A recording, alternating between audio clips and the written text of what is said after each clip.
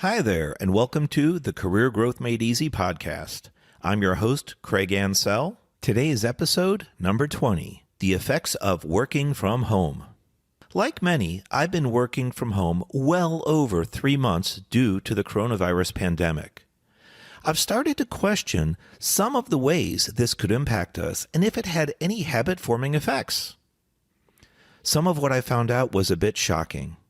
For me, as time evolved, I felt as if I was slowly reprogramming myself, and it wasn't for the better either. If you've ever heard it takes repetition to make a habit, you're right. Some people say it takes 7 days, others 14 or 21, and other schools of thought suggest a solid month. That's right, 30 days.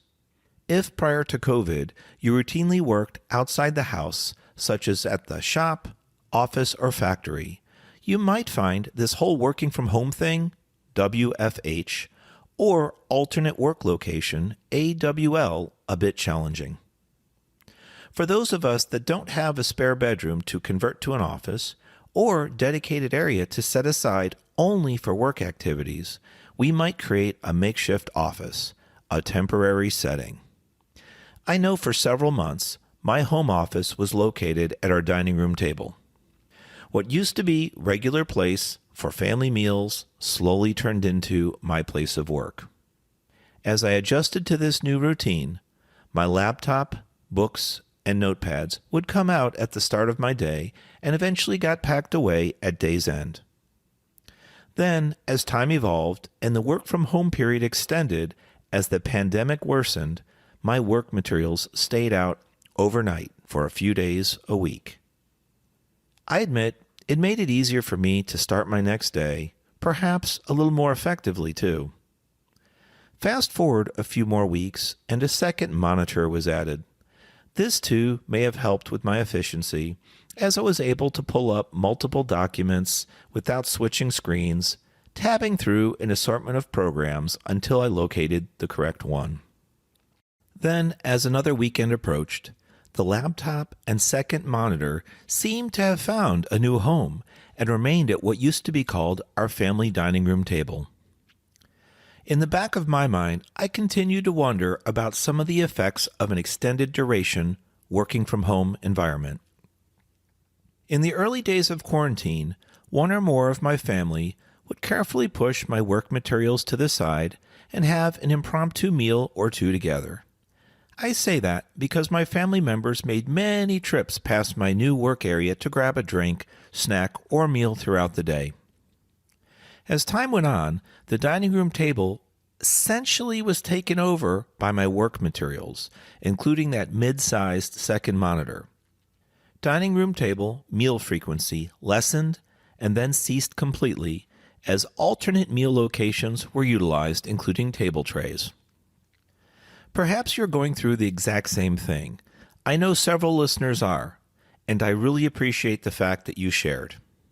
Maybe your favorite recliner chair or couch seat has become your new alternate work location.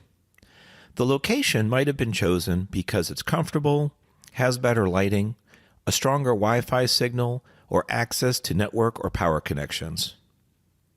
I started to realize, as time evolved, I was certainly building habits, but they weren't healthy.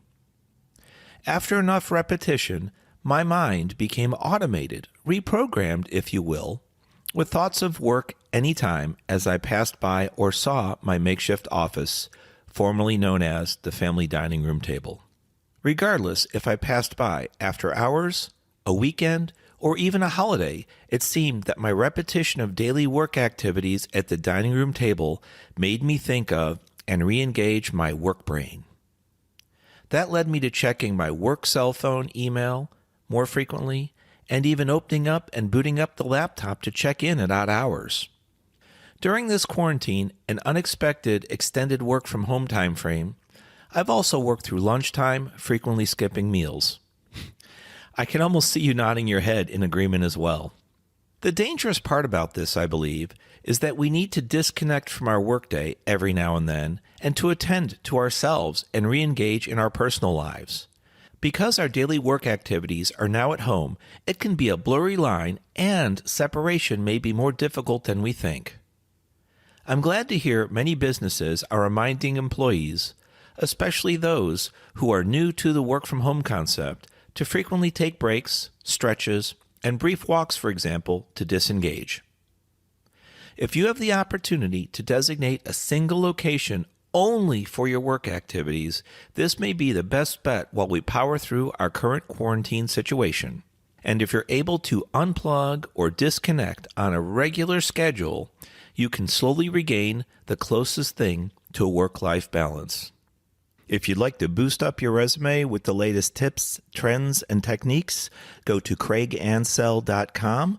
That's craigancel.com/resume and get your free resume tune-up kit today. Did you know that if you've ever uploaded your resume to the web, it may not have made it? There's a process that needs to be followed specifically, otherwise your resume could risk being lost or rejected. You can go to craigansell.com/ATS, and those letters stand for Applicant Tracking System. That's a tool that many companies use to filter out resumes and look for keywords, and it's really important that your structure and format is exact, otherwise you might risk the chance of not being seen. Don't forget to subscribe, and please share us with family and friends. During these challenging times, I wish you peace and health. This has been Craig Ansell of the Career Growth Made Easy podcast. We turn problems into potential and issues into opportunities. We'll talk to you next week.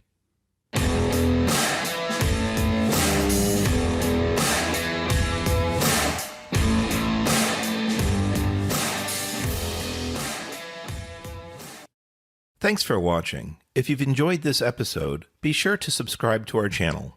New episodes every Monday. In the meantime, why don't you follow us on social media at Craig Ansell on Facebook, LinkedIn, and Instagram. To book a coaching appointment, download our free guides, or join our email list, check out the links in the description below.